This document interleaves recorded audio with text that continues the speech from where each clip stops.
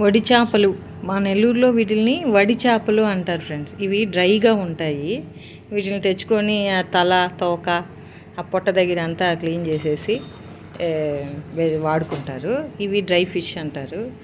వీటిని నెల్లూరులో వడి చేపలు అంటారు.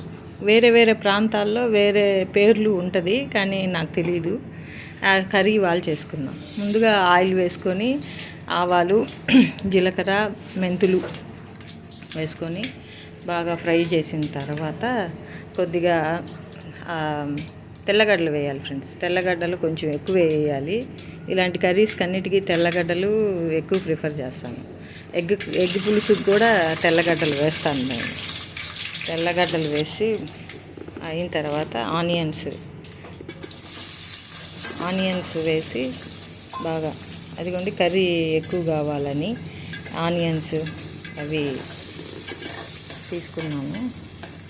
ఆనియన్స్ వేసి అవి బాగా వేగిన తర్వాత ఈ మధ్యలో ఈ చిక్కుడుకాయలు బాగా ఉడకబెట్టుకొని వడపోసుకున్నాం ఫ్రెండ్స్. ఉప్పు పసుపు వేసి ఉడకబెట్టుకొని కొద్దిగా 4 పచ్చిమిరపకాయలు యాడ్ చేశాను. ఆనియన్స్ పచ్చిమిరపకాయలు తర్వాత కరివేపాకు, ఫ్రెష్గా ఉండే కరివేపాకు, తర్వాత టమోటాలు కూడా కొంచెం ఎక్కువే వేస్తాను ఫ్రెండ్స్ నేను.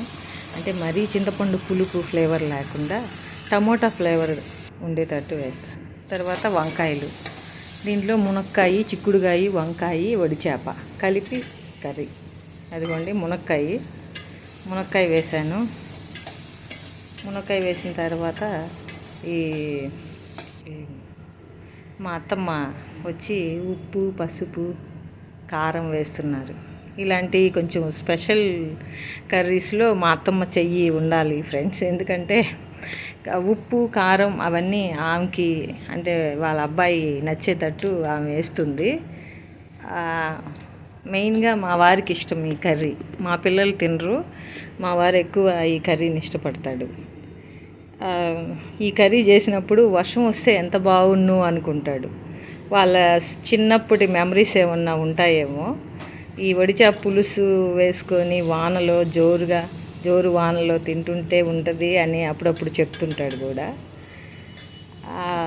కర్రీ అదిగోండి, ఉప్పు పసుపు అంతా అయిపోయిన తర్వాత చింతపండు పులుసు పోసి దాన్ని మగ్గనివ్వాలి. కొద్దిగా వాటర్ సరిపోకపోతే కొన్ని వాటర్ కూడా యాడ్ చేసుకొని అదిగోండి ఫ్రెండ్స్, వంకాయలు అలా గుత్తి వంకాయలాగా కట్ చేసుకొని పులుసు ఉడకక ముందరే ఫస్ట్ వేసేయాలి. ఎందుకంటే వంకాయ కొంచెం తొందరగా ఉడకదు. బాగా తెల్లిన తర్వాత ఈ చిక్కుడుకాయల్ని బాగా వాటిలో ఉండే వాటర్ అంతా తీసేసి బాగా ఒత్తి ప్రెస్ చేసి అప్పుడు కూరలో వేయాలి ఫ్రెండ్స్. అప్పుడే వాటిల్లో ఉండే నీరు కూరలోకి వచ్చి టేస్ట్ మారిపోద్ది. అందువల్ల అదిగోని పక్కన పెట్టేసాం. ఇప్పుడు అసలైన ఐటెం వడి చేపలు. స్మెల్ బయటికి వెళ్ళిపోతుంది ఫ్రెండ్స్. చుట్టుపక్కల వాళ్ళు కూడా ఏం కర్రీ అనుకుంటారు. వడి చేపలు వేసాము, స్మెల్ అదిరిపోతుంది. తర్వాత బాగా ఉడకనిచ్చిన తర్వాత అదేంటి మునక్కాయ ఉడికిందా లేదా, వంకాయ బాగా ఉడకాలి. చిక్కుడుకాయలు ఆల్రెడీ ఉడకబెట్టేసేసాం కాబట్టి ఉడికాయి. కొద్దిగా ఇంకొంచెం చిక్కబడితే టేస్ట్ సూపర్. ఇప్పుడు కొత్తిమీర వేసేసాము. కొంచెం ఎగరబెట్టినట్టు చేస్తుంది ఫ్రెండ్స్ మా అత్తమ్మ. అదిగోండి,